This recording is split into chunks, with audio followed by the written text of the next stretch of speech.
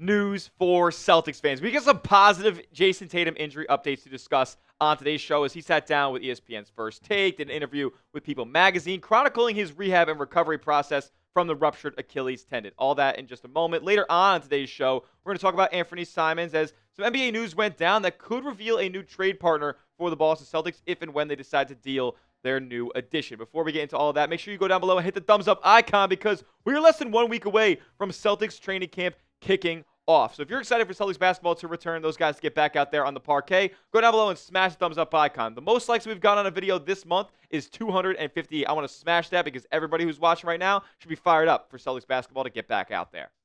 Jayson Tatum said this to First Take. I think for me and my team, the doctors, the organization, the most important thing is making a full recovery and being back 100%, not rushing it. But I haven't said like, yo, I'm not playing this season or anything like that. And then they asked, do you have a goal in mind? I have a goal in my mind. I'm not working out, rehabbing 6 days a week for no reason. Yeah, my franchise player will never put a limit on himself in a situation like this. In the face of adversity, Jayson Tatum is attacking this recovery process. It's awesome to see. He's been in the Celtics facility all summer long. I'm absolutely fired up by this update by Jayson Tatum, and it comes after some things we've heard from the Celtics perspective that we'll get into in just a little bit. We also heard a couple of updates from Martin O'Malley, the surgeon that ended up doing the Achilles surgery on Jayson Tatum back in May. He has been very encouraged and impressed by the progress that Tatum has made. When Tatum sat down with people, he was talking about how there was when the injury happened, he felt like a gunshot went off. He was wearing headphones, and it was just a gunshot in his ears because it popped so loud. He knew exactly what went on. So the pain was terrible. The after-surgery pain was terrible. The first round of meds were not working. Got him on a new one that ended up, being a little bit better for him here. So we're all in kind of a stable recovery rehab process now, and it's only gotten better and more positive as time has gone on. O'Malley said this about the Tatum recovery and how impressed he is. He said, I don't think I've seen a person's calf look as strong as his. At 6 or 8 weeks, he was doing double heel rises. He worked his calf so hard at the side effect loss of strength, I don't think he's going to have any. Tatum is just that guy, man. He is just that guy. He's a player who has used his strength in a variety of scenarios in the league, backing down guys in the post, getting to the rim, moving defenders out of the way around the basket. I think his get off as well. I don't think it's going to really, take a huge hit here. He's historically a strong player, and it seems like through this recovery process, rehab process so far, he has been excelling in the work and the physical therapy that he needs to get through to be basically the same player that he was. It seems from O'Malley's perspective that he is going to be the same player, and I think mentally there's a couple of things that are at play as well for Tatum, and I think that's being in and around the Boston Celtics, even if he's not going to be ready for the start or potentially all of this upcoming season. And that's why I think he spent the entire offseason in Boston, in the Auerbach Center, working with the Celtics personnel, their trainers, their medical staff, their coaching staff, being around the environment all offseason long, kind of just has him in an overall better mind state in this recovery process, that he will be back in Celtic Green, that he will be back playing at a super high level in Celtic Green. Yeah, he's taken some weekend trips down to Duke, some charity events, Rhode Island, St. Louis, been to the hometown and done some vacations and whatnot, but every single Monday he's back in the Celtics facility, and he's working at getting back on the court. And he's also leaving the door open for a possible return this season. That's where I want to kind of shift focus to next, as I have been of the thought process that there's no chance that Tatum comes back. I mean, Tyrese Haliburton of the Indiana Pacers, they have already ruled out his return for the upcoming 25-26 campaign. Tatum, it doesn't seem like he's, shutting the door on that. He said, I'm rehabbing 6 days a week for a reason, and the reason could potentially be returning in 2026. We have some history. We have some precedent for some quicker Achilles recoveries that, maybe have seen some decent returns as well. Wesley Matthews, not necessarily saying he's a superstar or anything like that, not necessarily somebody who operates a ton on the ball either. He's kind of a spot-up shooter, but he recovered in 7 months and 23 days. I think it was about a March to October type of recovery, or March to November type of recovery there for him. And that would be absolutely insane. That would put Tatum's timeline back at a late December, early January type of return. Dominique Wilkins, back in the early 90s, he was 32 years old. And this is a player who was the human highlight reel back in the day. And he came back in 9 months and 3 days. And you might be asking, well, Dominique Wilkins fell off at the end of his career. Yeah, he kind of did a little bit, maybe in his mid-30s. But the following season, after he recovers from the Achilles, put up 29.9 points per game in an all-star campaign. So to say that there is, and by the way, that was in the 90s. There was no technology regarding a high-level Achilles recovery back then. He was still able to do it. Kevin Durant's come back at a high level, albeit him missing a good bit of more time than a full season. And then we also have the example of Kobe Bryant coming back from the Achilles injury. He had the fastest overall, according to the website that I was reading, the fastest overall recovery from being off the court to on the court, 7 months, 26 days. And he was shut down after just 6 games, though, in December of that season. We obviously know that he was never the same player after returning either. Not a very similar situation to Jayson Tatum here, but we could see maybe sometime, in that realm of recovery dates for a guy who's 27 years old at the peak of his powers and has been the league's Iron Man, the definition of being available in his NBA career so far. A recovery in this realm would be seeing a return around February or March, maybe All-Star break after a little bit after that, or heading into the home stretch of the season around the last 30 games or so. But it really all depends on situation. If the Celtics are rolling and they look like they could be a contender in the Eastern Conference, then maybe you don't bring back Jayson Tatum and put him in a high-pressure, high-stakes situation and even risk the chance of muddying up any of the chemistry or whatever the Celtics have rolling, the continuity that they have at that point in the season. If they are kind of out of things and Tatum feels by far 100% ready to go and he's got all the okays from the doctors, Brad Stevens, everybody has given him the go-ahead, then you know what? Maybe I would be okay with him getting a couple tune-up games toward the end of this season. If the Celtics are kind of out of it, yeah, that does increase your chances of winning those basketball games and hurting your lottery ball chances. But it would be cool to see him kind of get tuned up here and then be 100% no doubt ready to go all-NBA level player for the start of the 26-27 NBA season.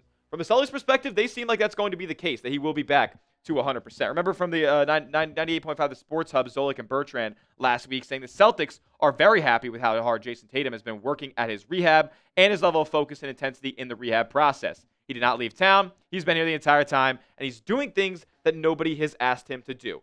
It really is so positive to me that Jayson Tatum is not only recovering well, but he's pushing himself through the recovery process, and we have seen no setbacks to this point.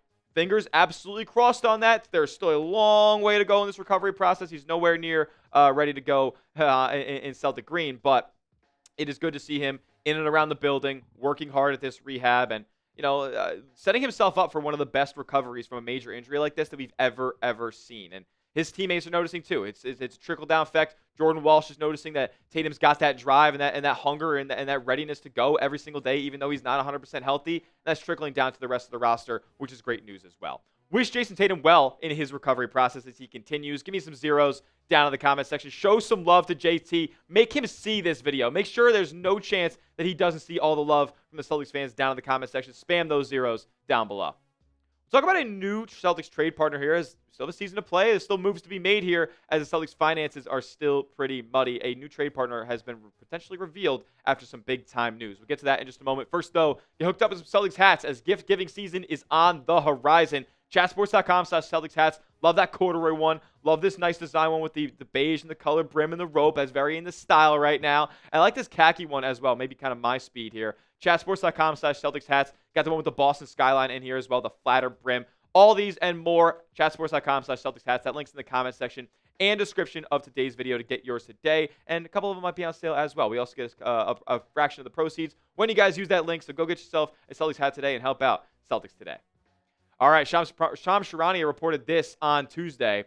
Houston Rockets guard Fred VanVleet has suffered a torn ACL, a devastating, potentially season-ending injury for the Rockets and their starting point guard here, who just signed a 2-year, $50 million extension, and now they're looking at a couple of glaring holes in that guard rotation there. You have a guy who they drafted 3rd overall back in 2024 in Reed Shepherd, who will no doubt get more looks now. He's probably going to be asked to play somewhere in the realm of 25, 30 minutes a game now for the Houston Rockets. Like he was drafted with a high capital, and now they need to go out there and get production from the point guard spot. And he's really all they have left. There's rumors and reports that they're going to run Amin Thompson at the point guard spot. As far as him being a true creator, facilitator, it might be a little bit far away on that. So the Rockets could absolutely need some guard depth here, specifically some scoring guard depth and some off-the-dribble creation as, man, at this point, Kevin Durant was really the only player, or it looks like the only player on that roster that I feel confident in being able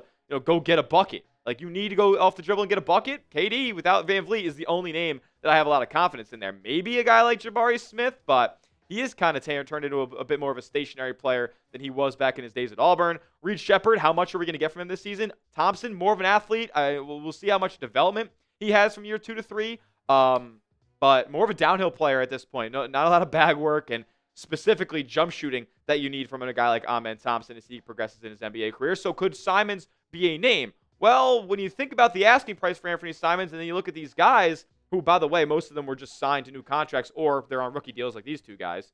So neither of these three are ready to be signed until probably December. Doesn't matter. The Celtics are going to have to up Anfernee Simons' stock a little bit. But speaking of that stock, it's not going to be super high. It's an expiring contract, $27 million, scoring point guard. Like, it's just not going to give you the best return. And, I mean, even if the Rockets could absorb money, none of these guys would even be offered up 1-for-1 for Anfernee Simons, in my opinion. Maybe Dorian Finney-Smith, but they just signed him as a free agent. They think he's going to be a huge piece of their team this upcoming year, especially in the defensive end. Like I said with that money situation, too, the Rockets don't really present themselves as a great trade partner because what would be the goal in trading Anfernee Simons? It would be shedding money off of your books while trying to get some decent return, some player that you think you could play with for the next couple of years on your roster. But the main goal would be shedding money. The Rockets can't help you shed money because they are hard capped at the first apron, which they are $1.2 million away from at this point. So I don't even know if they'd be able to, but if they were, at most they'd be able to exceed the Celtics' money in by would be $1.2 million, or excuse me, be less than Anfernee Simons' incoming money by. So that's really not too much of a possibility at this point, unless, I don't know. I really don't know. The Rockets don't look like too big of a possibility here, but I do believe that this is a good example, this whole Fred VanVleet situation, and the Rockets potentially needing some reinforcements at the guard spot. It's a good example of how things quickly can change in this league. At the drop of a hat, a team could be interested in an Anfernee Simons. Like, the market for him has been pretty soft at this point, but, the Rockets, without tied up they are financially, can't make the deal, but that could happen to any team around the league, and you could be seeing a situation where they need a scoring point guard. They're contending in their conference, get a midseason injury, and then need a guy who can replicate some production in the backcourt. Anfernee Simons could do that, but for right now, the market is pretty shallow. We'll see if the Rockets do any maneuvering if they're enamored with Anfernee Simons. I highly doubt it. Speaking of the Rockets, they're in a weird spot now. With the VanVleet injury, yeah, they're still a contender in the West. They're still a contender to win the title. But I wouldn't be super keen on signing an extension if I was Kevin Durant, who could hit unrestricted free agency in 2026. Doesn't really make a huge difference for the Celtics, but definitely something to note here as the Rockets have a little bit of uncertainty, and with Kevin Durant potentially hitting free agency next summer, that could create even more down in Houston. With that being said, with Anfernee Simons on the trade block, name a player that you would want back in an Anfernee Simons trade package. Get creative for me down in the comment section. Drop a name. Share your thoughts down below on who you'd want back in a Simons deal. And make sure you are subscribed to the channel. That will do it for today's edition of Celtics Today by Chat Sports. We'll keep you guys in the loop with all the Tatum injury updates that you need to know, plus any Celtics trade updates as well. See you guys in the next one. Give me a follow over on Twitter as well at Tyler J. Smith. 2 H's because the name's common, but I am not. And we'll see you guys then. As always, let's go C's.